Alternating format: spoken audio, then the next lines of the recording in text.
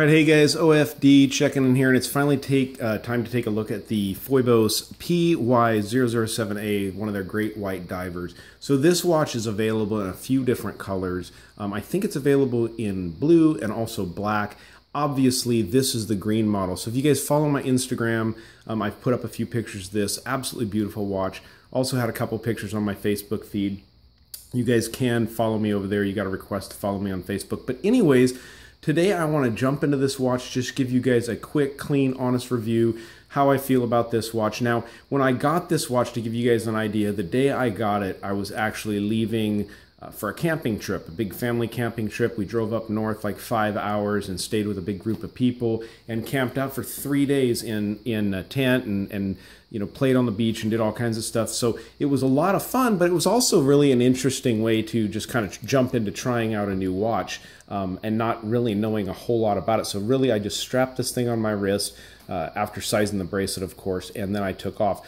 Sizing the bracelet was easy because this watch has a solid linked bracelet which uses push pins, kind of the split push pins. It doesn't use the pin and collar systems like Seiko uses, but it was very easy to adjust it. Solid in links on this strap here, as you guys can see. But very, very cool watch. Now, some of the obvious benefits of this watch, if you guys watch my videos, I did show the quartz model just a few weeks back. And besides being a quartz model that's being automatic, there are a number of other upgrades to this watch.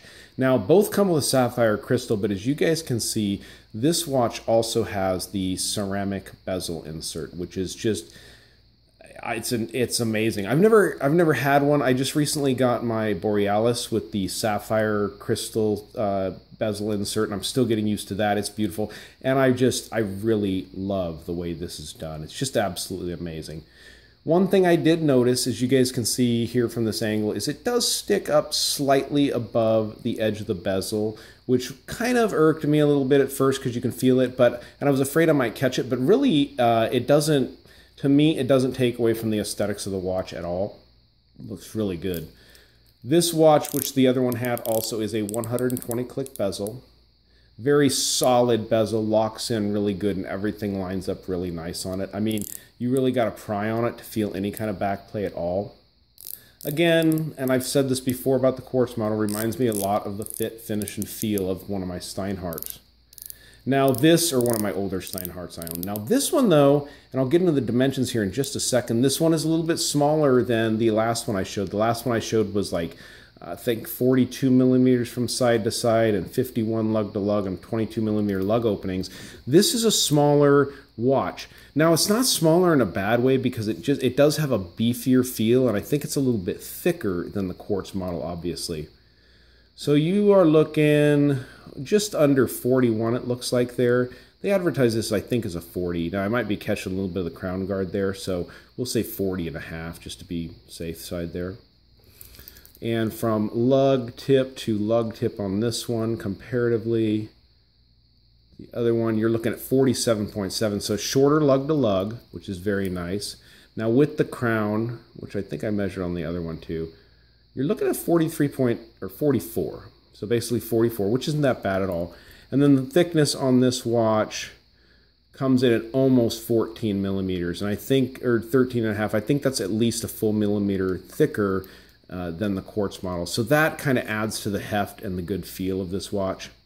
Oh, and I don't need to measure it. I will tell you this has 20 millimeter lug openings on this watch, whereas the quartz model has 22 millimeter. So guys, you know, it's hard to say this isn't a beautiful watch. This is running a Miyota 9015 movement in it. The 9015 is a high beat movement from Miyota. It's obviously a date movement. Runs at 28,800 vibrations per hour on this movement. And they advertise a 42-hour power reserve on this, which is really nice. Most of the time you're looking at 36 to 40, so to advertise 42, they're probably pretty confident about that. As you guys can see, the finish work on this watch is exquisite. Now excuse my fingerprints there on the case, but just absolutely beautiful polishing on the sides. You do have the brushed lugs on the top there, you guys can see. The polishing on the side continues into the bracelet along the sides here, and the brushing continues into the bracelet here.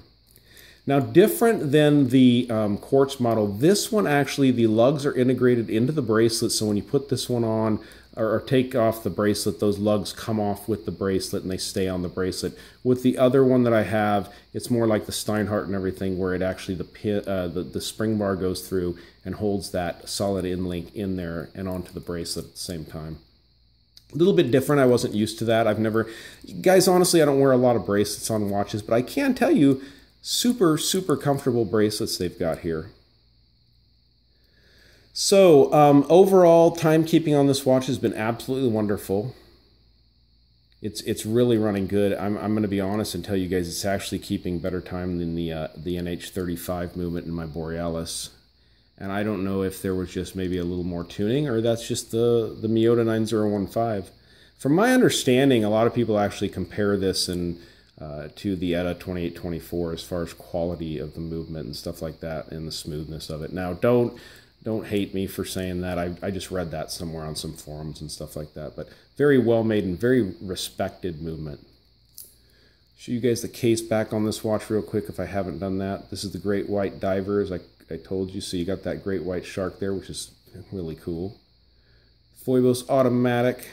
You've got the divers deal there, letting you know 300 meters or 1,000 feet and your sapphire crystal, which is pretty prominently advertised there. So really well done watch here.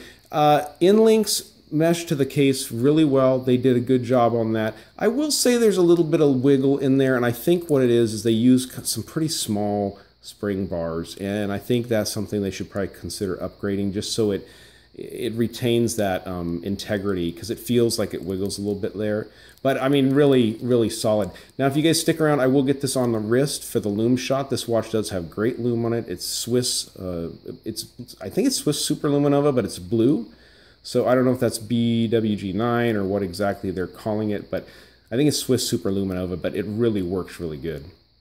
So guys, stick around. You can see this watch on my wrist, and you can get the Loom Shot. So these watches retail for $279, guys, and I think you're getting a whole lot of watch for the money. The bracelet's better than any Seiko I've gotten, even in the $400 and $500 price range. I mean, it's just a super, super nice bracelet. I think it's better than the bracelet that came on my Turtle, stuff like that, which has a, you know, an initial higher MSRP. One thing I like about Phoibos, I'm sorry, I keep saying that, but guys, is the honesty of this company. They tell you exactly what they're putting in it, what they're running in it. There's no secrets here. They're not trying to say it's their movement or they did anything like that. So they're very honest, and they're letting you know. Go to their website, check them out. I know that I think there's plenty of these models out there available to pick up, guys. In the automatics, I think they're making a Swiss automatic, which is in the $300 price range, or mid 300 or something like that. And the quartz models, I think the black quartzes, they're going to replenish those in September, and they are adding that Swiss Super Lume to the quartz model, and it's only going to be $119 for that one. So definitely get on the list, or get over there and look for them when they come out, guys. So I want to say thank you again to Phoibos for sending this watch out to me. I love your product. I love what you guys are doing. Keep up the great work, Ethan and Emily. You've really got a hit here on your hands. Thank you for the honesty, and thank you for putting out a great product that is fun to wear. And this watch has definitely been noticed a few times on the wrist, guys. So, all right, stick around for the Loom Shot. I will have it here coming up in a second. And guys, thanks for showing up for the video. If you like it, give me a thumbs up down there at the bottom. And if you have not subscribed to the OFD channel, please do. Please do. Thanks. I gotta come way over by my car to get sun. I'm gonna let this thing soak up a little bit of sun here. Bear with me, guys.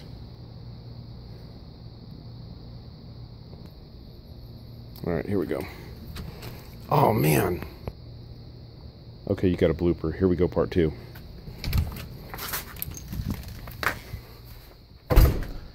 Yeah. And that stuff lasts all night. I slept in a tent for like 3 nights, and I could see this thing all the way till the morning, like 4 in the morning and stuff. When the raccoons were getting my stuff. Alright guys, thanks.